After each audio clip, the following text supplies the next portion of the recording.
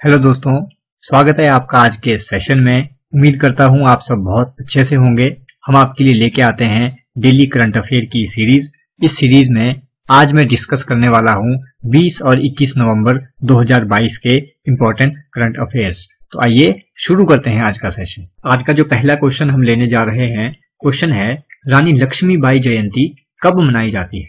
तो रानी लक्ष्मीबाई जयंती जो मनाई जाती है हर साल, ये मनाई जाती है 19 नवंबर को।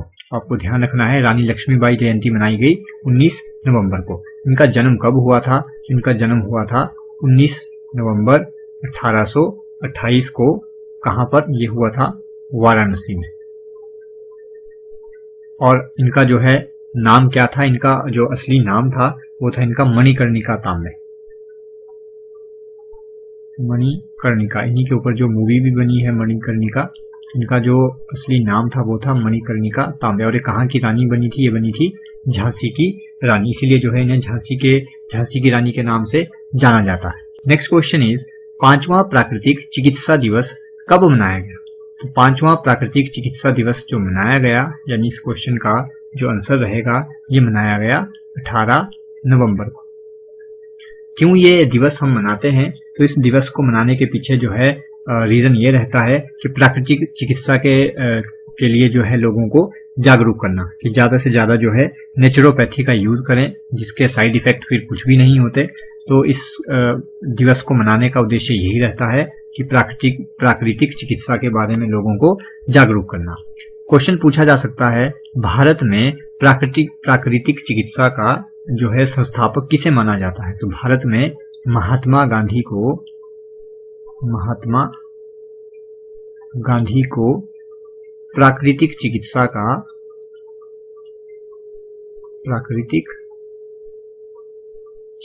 का संस्थापक माना जाता है। ऐसा क्यों है, ये भी देखते हैं। इन्होंने 18 नवंबर 1945 को ऑल इंडिया नेचर केयर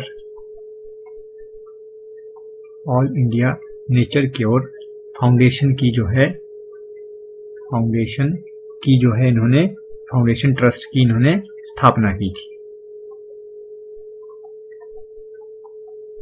इसीलिए जो है इन्हें भारत में प्राकृतिक चिकित्सा का संस्थापक माना जाता है।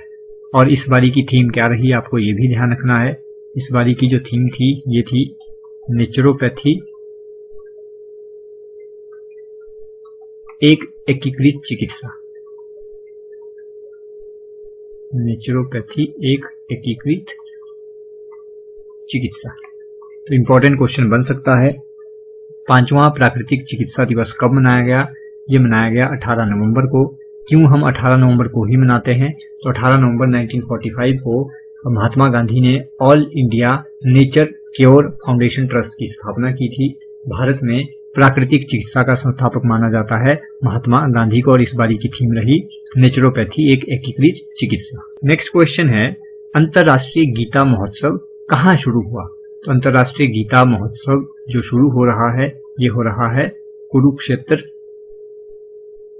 और कुरुक्षेत्र पड़ता है हरियाणा में। तो अगर स्टेट पूछे तो हरियाणा में, और अगर जगह का नाम पूछे तो कुरुक्षेत्र के ब्रह्म सरोवर में अंतर्राष्ट्रीय गीता महोत्सव का जो है शुरुआत हुई है। और इसमें जो है हमारी तत्कालीन जो राष्ट्रपति हैं श्रीमती द्रौपदी मुर्मू, ये भी जो है हिस्सा लेने वाली हैं। नेक्स्ट क्वेश्चन इज, भारत ने 15वीं एशियाई एयरगन चैंपियनशिप में कितने स्वर्ण पदक जीते हैं? तो इस क्वेश्चन का जो आंसर रहेगा, टोटल 28 इवेंट थे, 28 में से 25 गोल्ड मेडल जो हैं भारत ने जीते हैं। 28 में से टोटल 25 गोल्ड मेडल। ये कहां पर हुई 15वीं एशियाई एयरगन चैंपियनशिप? तो ये हुई है साउथ कोरिया के, ये मैं ऑलरेडी पहले भी डिस्कस कर चुका हूं, साउथ कोरिया के दाएगू नामक जगह पर। आपको जगह का नाम भी ध्यान रखना है। और इसमें भारत ने जीते हैं total 25 gold medal. Next question important बन सकता है, पीएम मोदी ने किस राज्य में 600 मेगावाट कामेंग जल विद्युत परियोजना जो है राष्ट्र को समर्पित की है? तो ये की है इन्होंने अभी हाल ही में अरुणाचल प्रदेश में। अरुणाचल प्रदेश की जो है कैपिटल क्या है, तो आपको पता होगा ये है ईटानगर। और सीएम कौन है इस टाइम अरुणाचल प्रदेश के, तो इनका नाम है पेमा खांडू।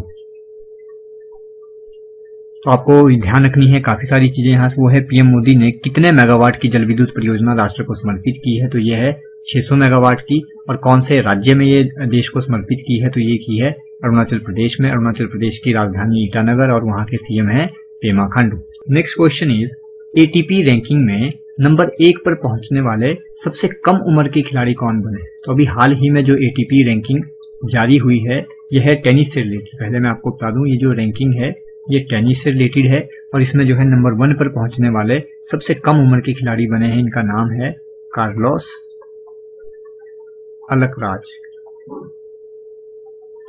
कार्लोस अलकराज सबसे कम उम्र के खिलाड़ी बने हैं जिन्होंने ये एटीपी रैंकिंग नंबर 1 जो है हासिल की है। कौन सी कंट्री से ये बिलोंग करते हैं, तो ये करते हैं स्पेन से।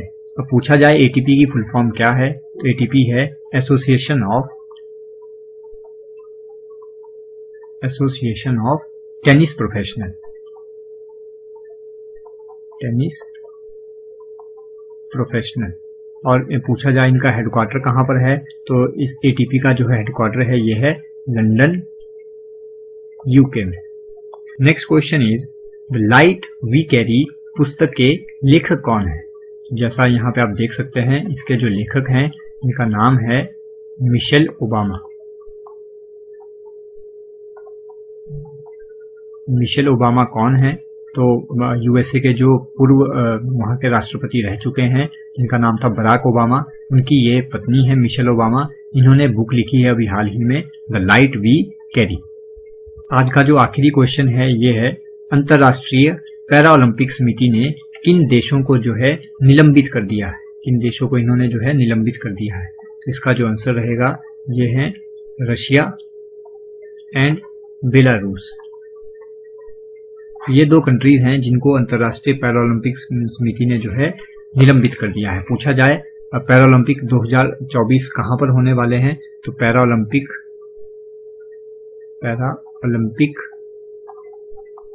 2024 जो होंगे ये होंगे पेरिस में। इसके लिए जो है रूस और बेलारूस को अंतर्राष्ट्रीय पैरा ओलंपिक समिति ने निलंबित कर दिया है। निलंबित होने का कारण ये है कि जो रशिया और यूक्रेन के बीच में जो वॉर चल रहा है उसके तहत रशिया और बेलारूस जो साथ खड़े हैं इनको जो है निलंबित कर दिया गया है। इन क्वेश्चंस की पीडीएफ डाउनलोड करने के लिए आप जो है career study app play store पर जाकर डाउनलोड कर सकते हैं।